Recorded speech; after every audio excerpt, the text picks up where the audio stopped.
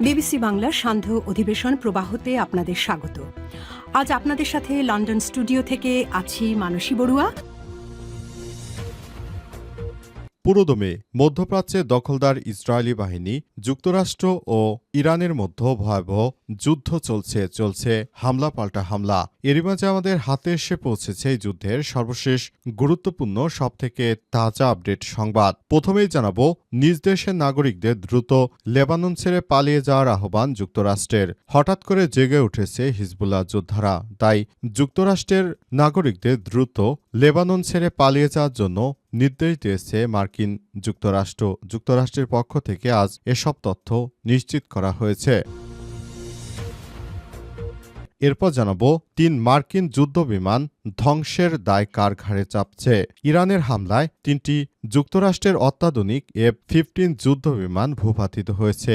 এই ঘটনার দায় তারা সরাসরি কাতারের উপর চাপাচ্ছে, কারণ যুক্তরাষ্ট্রের এই বিমানগুলো বিধ্বংসের ব্যাপারটি যদি এখন বিশ্বের সামনে উন্মোচিত হয়, তাহলে তাদের এই বিমানের বিক্রি থাকবে না।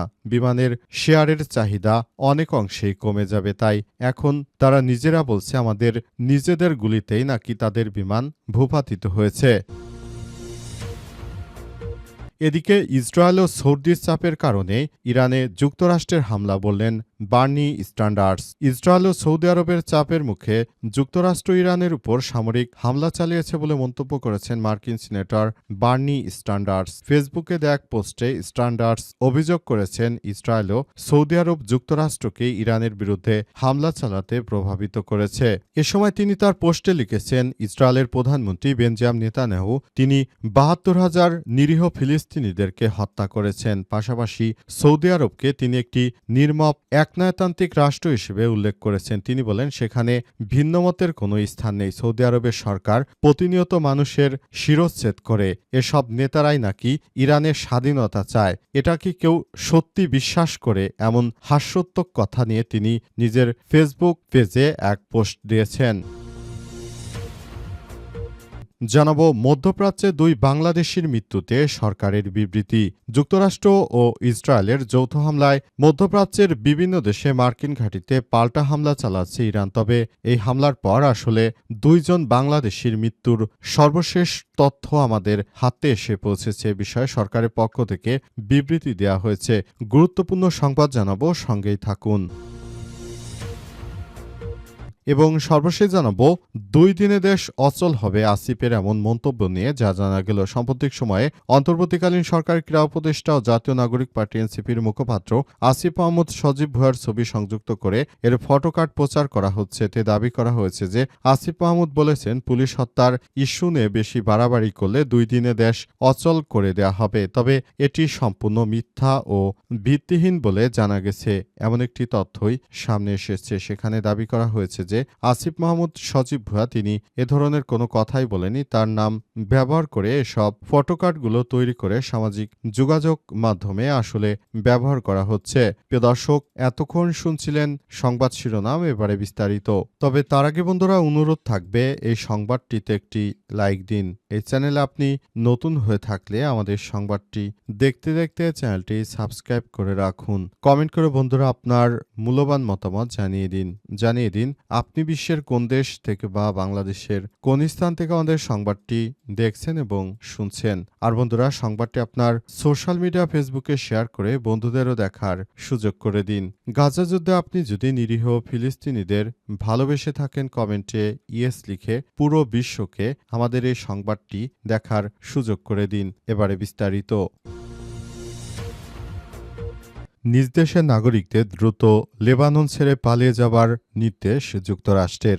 লেবাননের হিজবুল্লাহ যোদ্ধারা যেভাবে তারা লেবাননের বিভিন্ন জায়গায় অপারেশন চালাচ্ছে, এতে করে মার্কিন যুক্তরাষ্ট্র এবার লেবাননেও তাদের পতন হয়ে যাবে। তাই তারা সেখান থেকে দ্রুততম সময়ের মতো যেন লেবানন ছেড়ে পালিয়ে যায়, এসব কথাই জানানো হয়েছে। নতুন করে আসলে এই ধরনের কার্যক্রম শুরু করার মধ্য দিয়ে আবারও পুরো বিশ্বব্যাপী যে ধরনের কার্যক্রম শুরু হয়েছে, এতে করে সবাই এখন থেকে আসলে নতুন করে বড় বড় ধরনের সমস্যার সৃষ্টি করে চলেছে। এর মধ্যে সংযুক্ত আরব আরব আমিরাতের উপর ইরানের এক একটি হামলায় সবকিছু ধ্বংস হয়ে যাচ্ছে। এই ঘটনার পর থেকেই মূলত নতুন করে আবার বড় ধরনের কার্যক্রম শুরু হচ্ছে মধ্যপ্রাচ্য জুড়ে। এক এক করে ছড়িয়ে পড়েছে সব উত্তেজনা। মধ্যপ্রাচ্যের প্রতিটি জায়গায় জায়গায় সব উত্তেজনা ছড়িয়ে যাওয়ার ফলে আসলে নতুন করে আবারও বড় ধরনের সংকটে পড়তে পারে এই রাষ্ট্রগুলো। তাই তারা সেখান থেকে কি করবে, বেরিয়ে আসবে নাকি অন্য কিছু করবে না কি করবে সে বিষয়টি এখন পর্যন্ত জনতা বুঝতে পারছে না। লেবাননে যেভাবে হিজবুল্লাহ যোদ্ধারা সবকিছু ঘিরে ফেলেছে, এতে করে মার্কিন যুক্তরাষ্ট্রের সেখান থেকে পালিয়ে যাওয়া ছাড়া আর কোনো উপায় নেই। তাই সেখান থেকে তাদের দেশের বাসিন্দাদেরকে পালিয়ে যাওয়ার জন্য নির্দেশনা দিয়েছে মার্কিন যুক্তরাষ্ট্র। যুক্তরাষ্ট্রের পক্ষ থেকে বলা হয়েছে যে লেবাননে আমাদের দেশের যারা নাগরিক রয়েছে তারা যেন দ্রুততম সময়ের মধ্যে লেবানন ছেড়ে পালিয়ে যায় এবং যাতে করে আর কোনো ধরনের কোনো সংকট সৃষ্টি না হয় সে বিষয়গুলোই এখন বারবার সামনে আসছে, এমনটাই জানানো হয়েছে। ৩ মার্কিন যুদ্ধবিমান ধ্বংসের দায় কার ঘাড়ে চাপছে? ইরান ও যুক্তরাষ্ট্র ইসরায়েলের মধ্যে দফায় দফায় হামলা চলছে। এই হামলার মধ্যে কুয়েতের আকাশে মার্কিন যুক্তরাষ্ট্রের ৩টি যুদ্ধবিমান ভূপাতিত হয়েছে।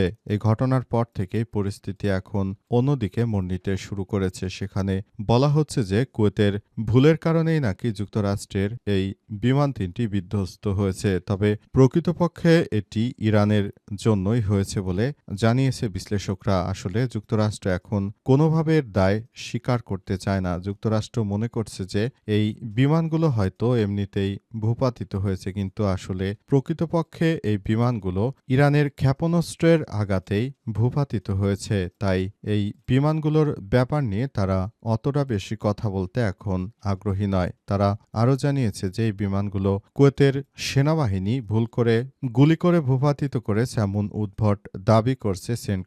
তবে সেন্টকমের এই দাবির পর থেকে আন্তর্জাতিক সম্পর্ক বিশ্লেষকরা জানিয়েছে যে এই ধরনের শক্তিশালী উন্নত জ্যামার প্রযুক্তি থাকা বিমানগুলো এভাবে ভূপাতিত হতে পারে না। এটি অত্যন্ত পরিকল্পিতভাবে ইরানের মিসাইল হামলায় ধ্বংস হয়েছে।